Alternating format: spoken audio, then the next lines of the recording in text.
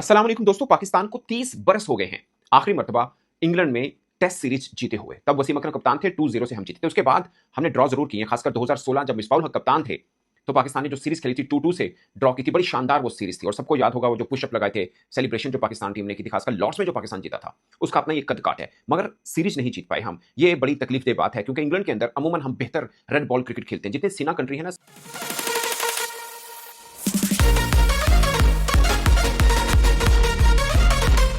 Test matches की series का आगाज लीड्स से हो रहा है। मगर बुरी खबर यह है कि लीड्स में भी आखिरी मर्तबा 1987 में जीते हुए हैं। उसके बाद हम नहीं जीते। अगरचे 2010 में ऑस्ट्रेलिया को हमने हराया था, टेस्ट मैच की बात कर रहा हूं। वो जो ऑस्ट्रेलिया का सीरीज हमने खेली थी, लीड्स में हमने हराया था। हम लीड्स में सिर्फ एक ही टेस्ट मैच इंग्लैंड के खिलाफ जीते हैं 87 में, लेकिन एक और टेस्ट मैच जीते हुए 11 खेले हुए हैं। जो दूसरा जीता हुआ है वो हमने ऑस्ट्रेलिया के खिलाफ जीता, मोहम्मद आसिफ मोहम्मद आमिर वाला, जो आपको याद होगा। जो उसके बाद अनफॉर्चुनेट जो स्कैंडल आया था 2010 स्पॉट फिक्सिंग का, वो भी आपको याद होगा। मगर सवाल बड़ा ये है कि क्या बाबर आजम खेलेंगे? और दिलचस्प बात यह है कि 2018 में भी पाकिस्तान ने जब लीड्स में मैच खेला था, बाबर आजम नहीं खेले थे बिकॉज ऑफ इंजरी। एक्चुअली में लॉर्ड्स में उनके बाजू पे फॉरहैंड पे बॉल लगा था बेन स्टोक का, वो रिटायर्ड हर्ट हुए थे और उसके बाद पूरी सीरीज से बाहर हो गए थे, नहीं खेल पाए थे। मजे की बात यह है कि बाबर आजम जब टेस्ट कप्तान बने, उनकी पहली टेस्ट सीरीज न्यूजीलैंड के खिलाफ थी। वहां पे भी फिंगर पे चोट लगी थी उनके और वो नहीं खेल पाए थे। दोनों टेस्ट मैच में कप्तानी की थी मोहम्मद रिजवान ने। उनकी कप्तानी की पहली सीरीज थी बाबर आजम की, अपनी फिंगर इंजरी की वजह से वो नहीं खेल पाए थे। सो फिंगर इंजरी उनका एक इशू है। अभी आपको याद होगा बांग्लादेश के खिलाफ पहला टेस्ट मैच भी वो फिंगर नहीं थी, बट वो भी इंजरी की वजह से नहीं खेल पाए थे। सो ये एक है। खैर, मैं ये बात इसलिए नहीं कर रहा कि वो नहीं खेल रहे, बट मैं आपको सिर्फ एक एग्जांपल दे रहा हूं कि कई इंपॉर्टेंट टेस्ट मैच, खासकर लीड्स, ये बाबर आजम के माइंड में होगा कि लास्ट टाइम वो 2018 में, लास्ट टाइम नहीं 2018 में, 2020 लास्ट टाइम में जब कोविड वाली सीरीज खेलने गए थे तब भी हम हार के आए थे, बट 2018 में लीड्स का मैच वो नहीं खेल पाए थे because of his forehand injury.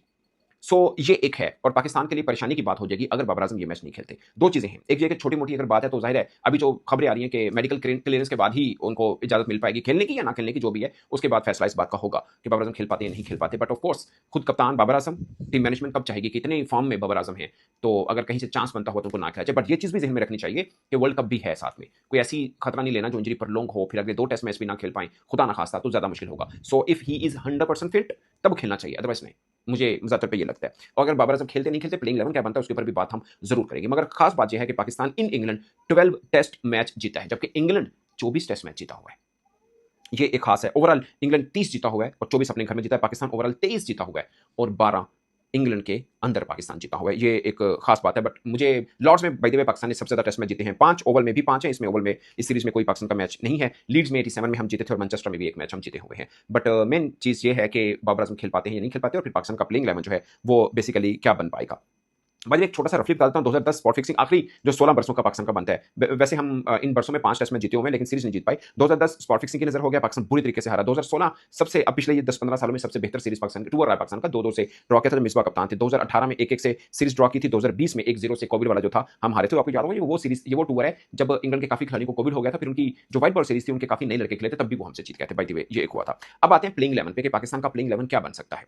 हम इस कंडीशन पे कि बाबर आजम खेल रही हैं, तब ये होगा अजान या इमाम उल हक, दोनों में से किसी एक के नाम के ऊपर छुरी फिरेगी। अपेरेंटली लग रहा है कि शायद अजान अवैस के नाम पे फिरेगी, क्योंकि इमाम, इंग्लैंड पाकिस्तान के 5 खिलाड़ी हैं जो इंग्लैंड में खेलने का तजुर्बा रखते हैं। इमाम उल हक हैं, बाबर आजम हैं, रिजवान हैं और इसके अलावा अब्बास जो हैं वो इसके अंदर शामिल हैं, और शान मसूद ऑफ कोर्स जो खेले हुए इंग्लैंड के अंदर, नहीं खेले हुए बाकी कोई भी खिलाड़ी। सो ये हमारे लिए क्वेश्चन मार्क जरूर रहेगा। अच्छी खबर ये है कि सौ शकील भी टीम का हिस्सा है और वो सौ शकील जिन्होंने 100 किया प्रैक्टिस मैच में। सो वो इस तरह से, सो प्लेइंग 11 ये बनता है कि अगर बाबर आजम खेल रहे हैं तो अजान अवैस, मेरा ख्याल है वो बैठेंगे बाहर, इमाम जो हैं और अब्दुल्ला शफीक जो हैं वो फिर ओपन कर लेंगे। फिर बाबर आजम की बारी आ जाएगी। उसके बाद शान मसूद हैं, वो शान मसूद वेस्ट इंडीज पहला टेस्ट मैच आपको याद होगा, उन्होंने बड़ी जबरदस्त बैटिंग की थी। उसके बाद वो इंजरी हो गए थे, अब्दुल्ला शफीक ने उनको रिप्लेस किया था। अब्दुल्ला शफीक ने भी 100 कर दिया था। सो सेंचुरी वाले को सेंचुरी वाले ने रिप्लेस किया था। अब दोनों खेलेंगे क्योंकि दोनों फॉर्म के अंदर हैं। अब थोड़ा नंबर एडजस्ट करने में इशू जरूर रहेगा, खासकर अगर बाबर आजम खेल रहे हैं तो इसमें ये सू रहेगा। अच्छा जी, शान मसूद आ जाएंगे और चौथे नंबर पे शान मसूद के बाद सौ शकील आएंगे। ये रिजवान सौ शकील का ऊपर नीचे मामला है, बट मुझे लगता है कि सौ शकील पहले आएंगे और उसके बाद रिजवान आएंगे और फिर सलमान अली आगा। सो पाकिस्तान के जो 8 बैट्समैन बनते हैं वो ये बनते हैं कि इमाम उल हक, अब्दुल्ला शफीक, बाबर आजम, शान मसूद, सौ शकील, रिजवान और सलमान अली आगा। अब अगर अनफॉर्चुनेटली खुदा ना खास्ता बाबर आजम फिट नहीं होते और वो नहीं खेल पाते, फिर पाकिस्तान का कॉम्बिनेशन बिल्कुल सीधा है, फिर कोई मुश्किल नहीं होगी। फिर अजान अवैस और इमाम जो है वो ओपन करेंगे, अब्दुल्ला शफीक जो है वो नीचे 1 डाउन पोजीशन पे आ जाएंगे और 2 डाउन पोजीशन के ऊपर फिर सीधा सीधा शान मसूद जो है वो आएंगे, सौ शकील फिर उसके बाद है, फिर रिजवान और आगा। फिर ये नंबरिंग पाकिस्तान की बन जाएगी। लेकिन एक मुश्किल और आएगी नीचे बॉलर्स के ऊपर, वो क्या है वो भी मैं आपको बताता हूँ। अच्छा जी, 3 फास्ट बॉलर तो पक्के हैं, जिसमें से मोहम्मद अली ओवरऑल बहुत जबरदस्त बॉलिंग कर रहे हैं, वो तो आएंगे। अब्बास को तो निकालने का सवाल ही पैदा नहीं होता और मुझे लगता है यहाँ पे खुरम शदाब भी खेलने चाहिए। दोनों खुरम शदाब और अब्बास इंग्लैंड की कंडीशन में बनते ही बनते हैं। नई बॉल के साथ जिसे बोलते हैं पंजाबी च पे मेरी घुमा देंगे, जो मुझे ज़्यादातर पे लगता है। बॉलिंग प्रोस्पेक्ट में मैं बड़ा कॉन्फिडेंट हूँ कि हम पूरा मैच डालेंगे इंग्लैंड के साथ, बल्लेबाजों को साथ देना होगा ये। अच्छा 3 फास्ट बॉलर तो हो गए ये। अब एक स्पिनर डलेगा, स्पिनर कौन-सा डलेगा ये भी देखना है, क्योंकि साजिद खान ने जो वेस्ट इंडीज़ में टेस्ट मैच खेला था, दोनों इनिंग में 4-4 आउट किए थे और बैटिंग से भी सहारा दिया था। बड़ी बात ये है। अली उस्मान के भी फर्स्ट क्लास में 100 है by the way. Ali Usman ने पांजा लगाया अभी प्रैक्टिस में जो इंग्लैंड के अंदर खेला है। सो हम थोड़े से फंसे हुए हैं कि हमें क्या करना चाहिए। मैं ज़ाती तौर पे ये समझ रहा हूँ कि शायद टीम मैनेजमेंट इस तरफ हो जाए कि यार साजिद खान सीनियर भी है नंबर 1, नंबर 2 हमारी 7 तक बैटिंग है, हम 4 रेगुलर बॉलर डाल रहे हैं, तो हम जो बैटिंग थोड़ी बेहतर कर लेता है दोनों में से तो उसकी तरफ भी एज ले लेते हैं, वो है साजिद खान। फिर तजर्बा भी है उनका और बाकी चीज़ें भी हैं, तो साजिद खान की तरफ टिल्ट हो सकता है। बट अली उस्मान भी इक्वली गुड है, पाकिस्तान के डोमेस्टिक सीजन में टॉप विकेट टेकर रहे हैं, अभी प्रैक्टिस मैच में पांजा लगाया उन्होंने। सो दोनों में से किसी एक को भी पिच की देखकर भी और फिर ये भी कि इंग्लैंड किसके सामने ज़्यादा कॉन्फिडेंट नहीं होगा, ऑफ स्पिनर या लेफ्ट आर्म स्पिनर, ये फिर टीम मैनेजमेंट अपना फैसला करके उनमें से किसी एक को उतार सकती है। बट फास्ट बॉलर जो समझ में आ रहा है वो मोहम्मद अली, खुरम शहजाद हैं और ऑफ कोर्स अब्बास वो बनते हैं। या फिर हमने वेस्ट इंडीज के खिलाफ जो शुरू में ही सारे फास्ट बॉलर डाल दिए थे, क्या हम आमिर जमाल का रिस्क यहाँ पे ले सकते हैं कि वो बैटिंग भी कर लें? सीना कंट्री में आमिर जमाल बैटिंग बेहतर करते हैं, बाय द वे ये आप मत भूलिएगा। सिडनी में उन्होंने इनिंग खेली थी, ऑस्ट्रेलिया के अंदर बैटिंग ओवरऑल जो पाकिस्तान ऑस्ट्रेलिया में टूर किया था बहुत शानदार की थी उन्होंने बैटिंग, बॉलिंग तो बहुत ही अच्छी की थी। सो सीना कंट्री में मेरा मानना है कि आमिर जमाल भी तगड़ी बॉलिंग डालते हैं। सो लेकिन सबसे बड़ा क्वेश्चन ये होगा बाबर आजम खेल रहे हैं या नहीं खेल रहे, और मेरी तरफ से ये होगा कि वो खेल रहे हैं या नहीं खेल रहे। क्या पाकिस्तान